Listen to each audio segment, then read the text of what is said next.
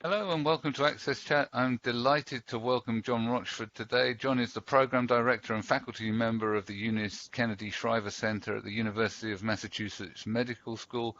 I know John through his work through the Cognitive Accessibility Task Force for the W3C, where he's also contributing to the Low Vision and Silver Task Force. So John is a titan in the world of accessibility. We are delighted to have you here. It's a real pleasure, and I've been a big fan of you for a long time. So thank you, John. It's great to have you with us. Thank you. That's humbling. Yeah.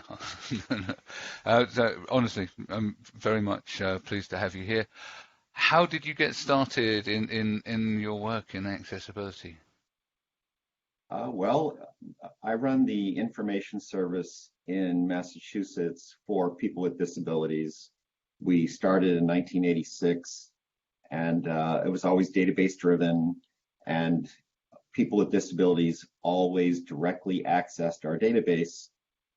So we always made it as accessible as we could with the technology of the time. And so I got involved actually because we also do technical development, and we were building a database for an agency that Judy Brewer was the head of before she was at W3C. And so my supervisor said, go see Judy and find out what she means about this accessibility thing. And Judy was just adamant about accessibility, and that's why I started learning from her what that meant. And then from there, we had various platforms that we published on our databases. And then when the web came along, I started experimenting with websites. And I published the very first website that I know of for people with disabilities. And it was in 1993. And it's the current disabilityinfo.org. Amazing. That's so cool. Yeah. Yeah, so that's the good news. Mm-hmm. And, oh, come on, give us the bad news then. Okay. Well, so this is me admitting something that I'm ashamed of, which is that here I was developing websites for making sure that they're accessible, especially to the blind, because that was the focus for a long time. And what I've done my whole career is I have served people with intellectual and developmental disabilities, including autism. And it just didn't occur to me for some time that people with intellectual disabilities would be using the web, would be on the web. And intellectual disabilities is the new term in the US anyway for mental retardation. And in the UK, it's learning disabilities. But what I did was I put the word out and I said, I'd like to fix your computers. I'd like to help you get on the web. I'd like to do whatever you need. And as I was helping people, I was asking them, are you on the web? What are you doing on the web? And that's how my passion started for making sure that the web is usable by people with intellectual disabilities, especially, but also people with autism, especially. And you're on the web as clear helper, because actually we need clarity as someone with a cognitive condition and dyslexia. I need that clarity. I need that usability. So absolutely appreciate the efforts that you're making and the efforts of the whole Cognitive Accessibility Task Force. Hugely important because so many people are affected. I know Debra's got a question as well, so go for it, Debra. And welcome, John. I know that I was an early member of CAGA, but wow, that's some intense volunteering work that you're doing over there with the W3C. This is not for the faint of heart. So congratulations to all the leadership that you've shown in this. And you know what, John, you had mentioned that you really wanted to help people with intellectual disabilities. you know, get on the internet and, you know, with technology and stuff. And my daughter, many people know, has Down syndrome, and it was interesting as people assume that persons with intellectual disabilities don't get on, you know, use devices and are on the internet. They definitely don't understand this community, because my daughter is so good on she scares me. She's so good on social media and on the computer and everything. And often I'm pretty good, but my husband, now that he has dementia, he's forgetting how to do things. And so all this onslaught of technology coming at us and the changes and everything that's happening, it's very, very confusing for him and sometimes for me, to use these devices and the internet and all of that. Just a stupid example. My husband loves hockey, and the National Hockey League is doing their Stanley Cup finals. And so last night I was trying so hard to get him to that game, and and we did not. And it turns out that the reason why I couldn't figure it out was because we actually have some bandwidth issues where I live with NBC, which is doing the games. But it's becoming very complicated, all these moving parts. And I think that's once again why it's so critical that we have the CAGA, and we're making sure that we're focusing on making the web and everything else accessible to everybody, including people like my daughter, but also people like my husband that is actually losing functionality. And we know that people are 10,000 people turn 65 every day this year all over the world. And there's 2.9 billion people over the age of 55 now. So I was just curious how the work you're doing with CAGA is, taking all of that into consideration, even though I think in some ways there's some of it it's a real overlap of, it's a real overlap. And I know, Neil, you're on CAGA too. So I'll toss this to you and John. I'll let John go first, because John spends a lot more time and invests a lot more effort than I do on it currently, and that's my shameful admission for the day. So one of the things I talk about is the very wide spectrum of cognitive, and what I talk about is that on the low end are people with intellectual disabilities, and on the high end are everybody as they age. So we're not only acquiring physical disabilities as we age, but our executive functioning trouble, just like you're describing, right? And then along in that spectrum are people with dyslexia and dyscalculia and ADHD. There's just an enormous spectrum. Depression.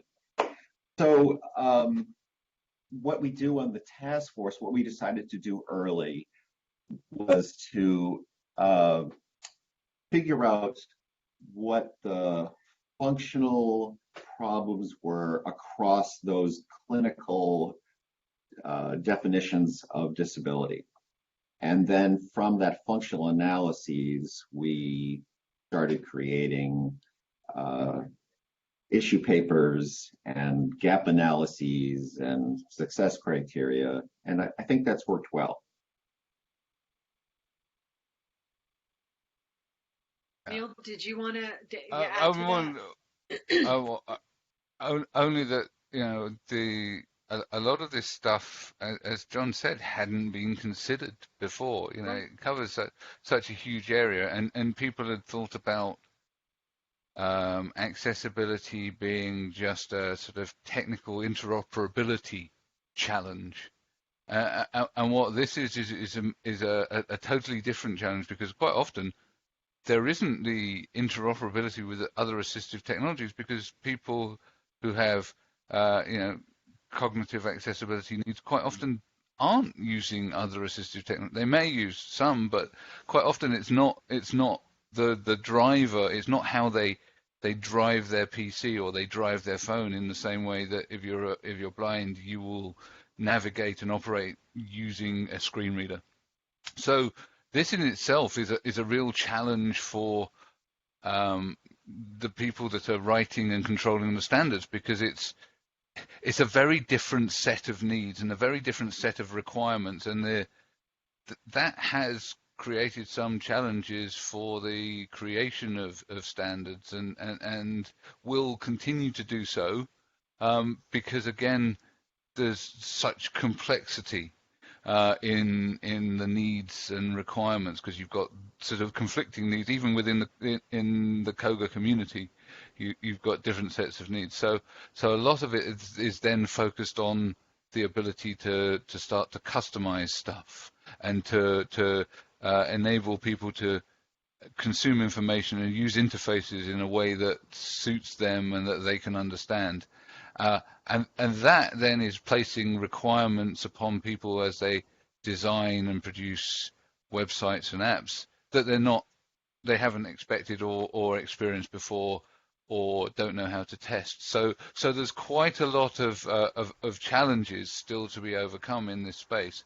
But John's also, you've been working on some of this stuff around personalization and around simplification and using AI, haven't you? Yes, I'm glad you brought that up, because I was going to talk about that next. Yeah, so I have a dream, and my dream is that we're going to be able to understand text on the web the first time we read it. And so I'm taking two approaches. One is an AI-driven text simplification approach, and the other is creating a way for humans to reliably create simple text that people can understand. And so I think of them as the AI is the long term and the human curated one is the short term, but they're intertwined, because what's really cool in an odd way is that the big stumbling block for AI in text simplification is that it doesn't have an understanding of what the text is. It doesn't have any worldview, any common sense. It can't. So if you present it with a list of short synonyms, it can't choose the right one because it doesn't understand the context of the sentence. What's interesting about that is that that's also people with intellectual disabilities. They have very or limited or no worldview, common sense. It's because one big reason is because they are restricted in their, and I'm talking general, okay? There are plenty of people who this does not apply to, but they live at home, they go to work, the primary people they interact with are their families, their peers, and their staff. And so part of what I've been exploring is if we can show that our techniques are effective in helping people with intellectual disabilities understand content, then it's promising that we could use the same techniques to help AI to understand content. And I can go into more detail, but essentially that's the premise, the idea that I've been exploring. So I just finished a 2-year pilot study with people with intellectual disabilities where I grabbed text from the web, from sites that they visit, and then my team simplified some of those passages, and we tested the comprehension of the people with ID of the unsimplified text and the simplified text. And the way that we simplified text was that we gathered international and national plain language standards, we operationalized them, and we narrowed them essentially to 6 that we used to simplify the text. And it turns out that the great news is that the results were significant in that there were 3 groups. One with very poor reading skills, who had a 33% comprehension improvement. One with poor to fair reading skills, who had a 17% comprehension improvement. And then the last group was good to very good reading skills, and they had no comprehension improvement. So it's that's essentially the kind of work I'm doing. Oh, one more thing. I want to go back to something that Debra was talking about. Sure. So this is very important to me, that people with intellectual disabilities especially, but autism, the whole cognitive spectrum, cannot be left out of the online education revolution. Everybody, all education is going online. And years ago, the federal government in the US made available funding for people with intellectual disabilities to go to community colleges. And that's great, and I wholly endorse it. But these folks, they need to take online courses too. And so one of the things I'm doing is developing a virtual tutor idea where we detect comprehension trouble, and then we offer the content maybe in a different way, maybe text to speech, or maybe video, or maybe with word definitions, all kinds of things. And the reason that's important to me is because any kind of progress we make there as well with comprehension also ties back to the idea of making text on the web understandable by everybody.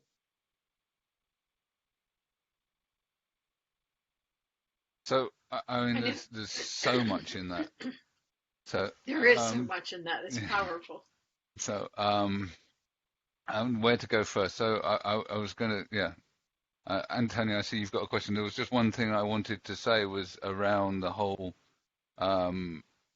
teaching computers to understand stuff. That's a fantastic example of how research into accessibility actually is enabling innovation in lots of other spaces. And it's for me, I can see that having huge potential in some of the areas where we're already working in large organizations like mine that are not related to accessibility, but it's going to have a massive, positive knock-on effect. I think it will have a great effect for cognitive accessibility, but I can see it having a huge other effect. So, Antonio, I'll shut up and let you ask your question. You're on mute. Thank you, No, John, customer experience is one of the three areas in marketing, one of the three areas of investment in marketing. There's a huge effort every year for all in this area where all companies are trying to focus on improving their engagement with their customers. But often we see that marketing efforts don't really go into the space of accessibility, and you often see campaigns and marketing initiatives where they don't have captions, or the websites they are not really accessible to everyone. So why do you think that marketeers are not taking this into accessibility into their own programs? Because there's a massive value of creating accessibility websites, applications, because that opens the door for consumers who they are missing. I wholly agree with you. And over the years, as an accessibility evangelist, I have made that very point. Why would you want to exclude, at this point, 25% of the people in the world or in the country from being customers? And I have had various responses to that. But essentially, I don't know. I wish I knew. There's not one thing.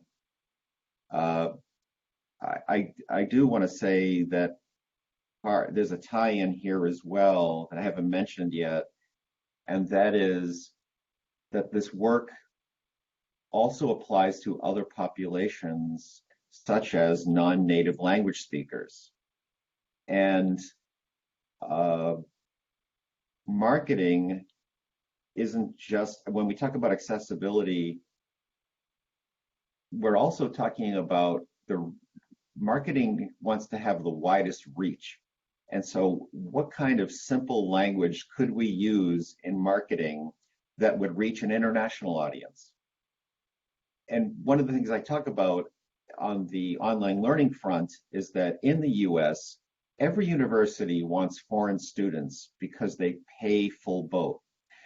And they don't want to sit in a classroom listening to a lecture that they really don't understand because they don't have a great command of, in this case, English. And on a simple level, they could have an online video where they could back it up and listen to it again. Closed captioning would help with that. But the text also of the online courses, the simpler it is, the better they can understand it, and the better that translate tools like Google will do with that text to convert it into their language. And so going back to marketing, I propose to you that simple text in marketing, simplified language, simplified content would go a long way for an international reach. Yeah, no, absolutely. Antonio and I both work in a multinational organization. We may be headquartered in France, but as my colleague reminded me, we are not a French company, we are a European company. And we have an awful lot of people, including tens of thousands of people in North America, whose first language is not English, but it is the language of our business. And so creating instructions and content and policies and processes and procedures that are easily understandable would have a hugely beneficial effect on our organization. And in fact, it is something that we are looking at. So we're working with an organization called Textio, and originally we started off looking at this from a removing bias standpoint, because we want to make sure that we're attracting talent and we're writing job descriptions, etc. But again, we're also looking at how we can simplify that simplify language and help people create better, more understandable language. So yeah, I absolutely agree with you, John, 100%, that this is very impactful for organizations and outside of COGA as well. Well, I'm so glad you brought up the fairness issue, because I've been increasingly involved in it. All of so the way that machine learning works is through massive amounts of training data. And if those training data include biases, then we are teaching AI our biases. We absolutely do not want to do that, because if we do, people won't trust it. That's a big reason. And what's one of the things that's very interesting is that for people with disabilities to be represented in those training data, they have to self-disclose. They have to identify themselves in some way as having a disability, and they have a lot of incentive not to do that. So it's a conundrum that we're going to have to solve. Because and I will just note, because that's a very good point, that is more of a problem in the United States than it is in other countries. Absolutely. Especially countries, the UK and Europe, where they the self-identification is part of the process, and it not as a way for us to discriminate against people, but so that we can actually help them. So we make things a little bit harder in the United States with these issues. But technology keeps changing, and I know that we had a guest from Siemens, Rob Newhouser, I believe.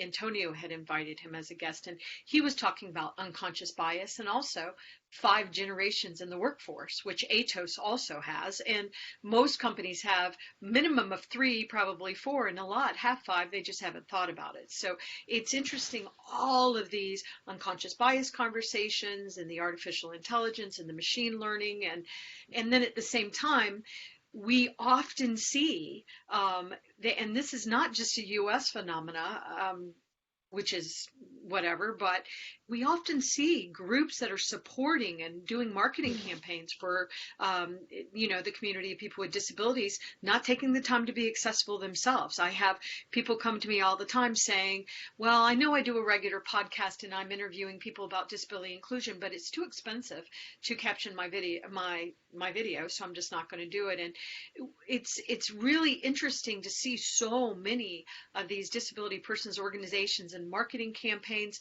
focused on including people with disabilities, and they're not accessible. And I think that was part of the direction Antonio was going in. And but there's something is, because sometimes we look at, especially at the Fortune 500, they look out for Gartner and Forrester for guidance, and you don't see Gartner and Forrester often, or at least being clearly and being explicit about accessibility in the context of customer experience. You don't really see them having that talk. You might see sometimes a line on a phrase or a quote about inclusion, but you don't really see them being explanatory. How can marketeers bridge the gap here? Yeah, I agree. It's kind of ironic because I'm actually sat with a Forrester report from 2016, which Microsoft sponsored, actually on my desktop at the moment, talking about the total market impact of accessibility. But you're right, that's an anomaly. It's not something that that comes up in their day-to-day analysis or anything else. So they'll do the one-off reports. You've got one or two really great people at Gartner, like Andrew Johnson, who are passionate about accessibility and write about it and push it, but it's not something that the analysts per se, as a group, as an industry, talk about, and they should, because these are economic, socio-demographic megatrends, and they're going to be driving business decisions, technology decisions for decades to come, and they're missing a trick here. Well, unfortunately and fortunately, in the U.S., the significant driver of accessibility is lawsuits. And it's disappointing to me, because I would rather that companies go the route that Antonia was talking about, where they recognize that a very large percent of the population of their customers have disabilities, and they want to make sure that they're included as customers. But that argument has never worked for me when I've talked to corporations and businesses. And so now, at least in the US, the driver is lawsuit. And so part of what you can do is talk to corporations about risk mitigation. You don't want to be sued. And you don't want that because it's going to be very expensive and because the public relations disaster, right? But even that isn't effective in getting change. And so what I have seen is that when I become involved with helping organizations make their web presences accessible more and more, it's because they're being sued. And I just want to comment on that, because, and I also want to lovingly put the blame a little bit on our accessibility industry, because I agree, this the way we do things in the US. We have legislation, and then we sue each other and we pound it out. I have people say to me all the time, Debra, you need to stop talking about compliance and risk and talk about, the return on investment and the value to the business, which I do all the time. But I will, to be honest, many of the anybody can say they're an accessibility expert. It's very easy to say, oh yeah, and it becomes real buyer beware. But part of the problem that has happened, in just looking from the lens of the United States and the litigation, is that the accessibility industry in the United States has not done a good job at working with these multinational or these large national corporations to truly help them be accessible. They think, oh, I'm going to bring in this company. And there was even one really big company in the U.S. in accessibility, and big in the U.S. Except that accessibility companies for like $10 million a year, and they sent out a blog that said, if you get a demand letter or you get sued, who are you going to call? And then they said, just have your lawyers call our lawyers. And so part of accessibility professionals in the United States are part of this problem, because I heard this really large national corporation the other day was saying, Debra, they do not understand the complexity that we have to deal with. I mean, what Neil and Antonio are dealing with at Atos, a multi-billion euro company that is in countries all over the world. It's very different from saying, okay, so all you do, it's very easy. Just tag so the accessibility industry, and I have had many conversations with IAAP about this, but we are part of the problem, and we need to really do a better job of having technology, solve some of these technology problems, but having the standards. And then you have people saying, well, we don't need those stupid standards. So-and-so can see this, or I'm just going to come up with a whole nother way. It's like, okay, stop it. We've all agreed as a world on what the standards are. We've tied our legislation. So I just want to say that it's not just the corporations in the U.S. saying, we don't give a crap about accessibility. Part of it is that they don't know where to go to get real answers and real solutions, so they stay accessible. And I'm so glad.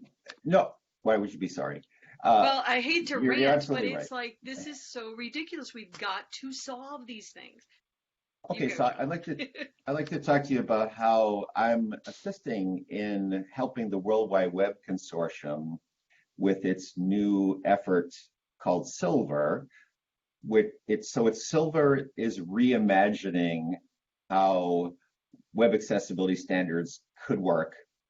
And an example is that instead of having A, AA, and AAA, maybe we have gold, silver, and bronze, the Olympics metaphor that everybody understands. And also, my role in Silver to this point has been to help put into plain language success criteria and supporting documentation so that not just developers can understand it, if they can, but everybody, policymakers, lay people, politicians, if everybody can understand what the request is, that's going to help ameliorate, hopefully significantly, what Debra's talking about. And absolutely, that work is so badly needed. The translation into comprehensible language of WCAGese is that will do so much more for enabling lay people who are making websites to understand what it is that they need to do in order to make their websites work for people with disabilities. Because I've joked oftentimes that actually WCAG is a cognitive accessibility challenge in itself, because it's so complex. And if we're the ones working on it don't understand how it's working, then how can we expect others to implement it? Well, a really great example, I think, is that 2 CSUNs ago, the Silver Task Force convened for 2 days. There was 30 people from all over the world, accessibility experts, and I was one of them. And a man from Japan, his name is Makoto, stood up and talked about ARIA. ARIA is an accessibility standard that helps interactivity on websites. And he said, as far as he knew, nobody in the nation of Japan had ever implemented ARIA because they can't understand the instructions about how to do it. And Oh my, these are people, it's so true. This is so yeah, true. My goodness. Sorry, John, to interrupt. no, Oh my gosh, so true. This is so powerful. What a powerful conversation this turned into. Go ahead. Sorry. no. I mean, these are people who want to implement ARIA, so that's really all I want to say for now. Yeah. Yeah, it's you've got the two things going on there, in terms of the language differences and the complexity. Just putting that barrier in place.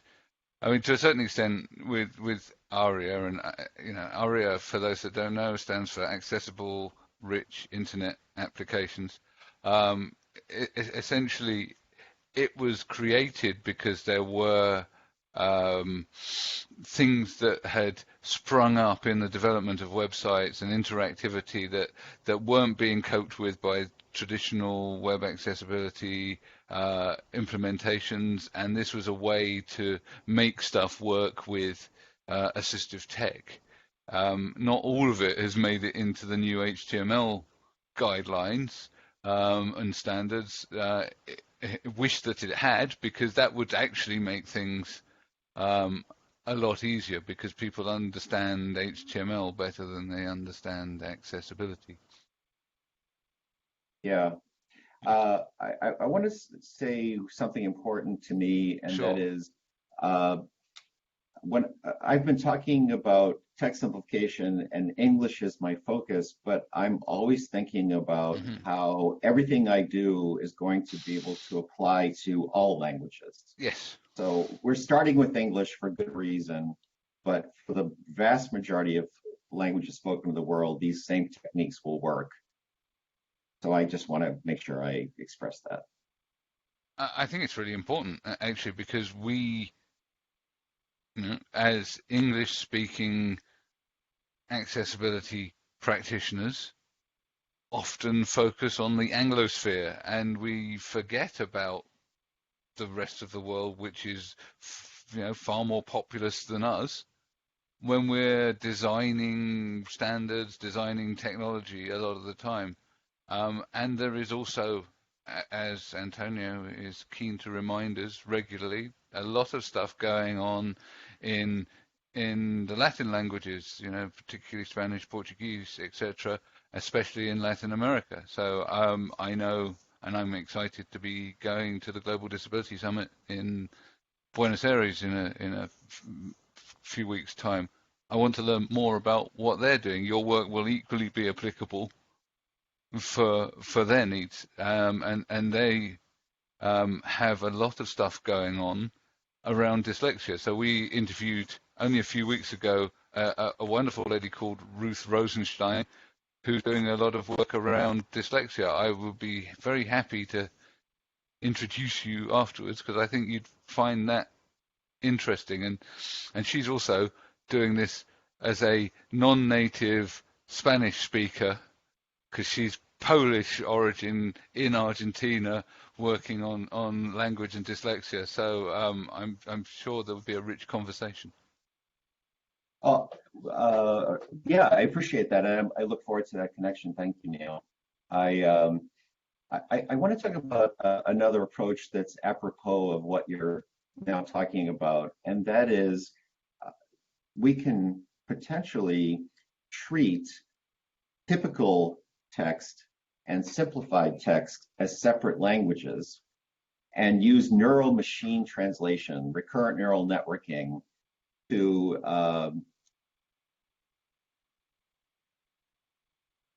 teach AI how to simplify language.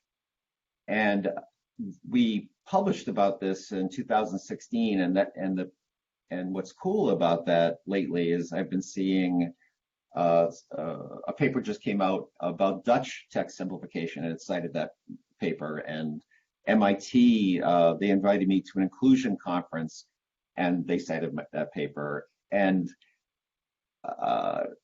I just like that people are paying attention to this idea of let's make the content on the web simple for everybody, and it's an international effort.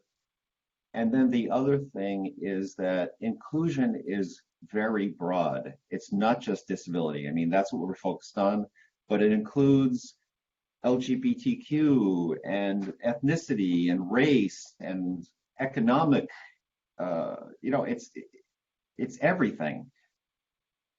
And I just love that. And all of those groups cannot be discriminated from training data for AI. I'm just making that point again. So that's a broad-based, yeah. It's a broad-based inclusion that we have to be very careful of. Yeah, and we are pretty much at the end of our time, but I think you've ended on like one of the most important points of our time and of our technology. You know, the stuff that we are putting in to our AI right now, the information, the biases, everything else will affect how we implement technology that's going to have a profound effect on society going forward. So we really need to be taking real care with this. I need to thank our supporters who keep us fed and watered and keep AXSChat going and sustainable. So that's Barclays Access, Microlink, and MyClearText. We really appreciate all of the support that we get from you guys. Thank you, John. It's been a fascinating and enlightening chat. And we really look forward to the discussions that this is going to stimulate on Twitter. Thank you very much. Okay, thank you.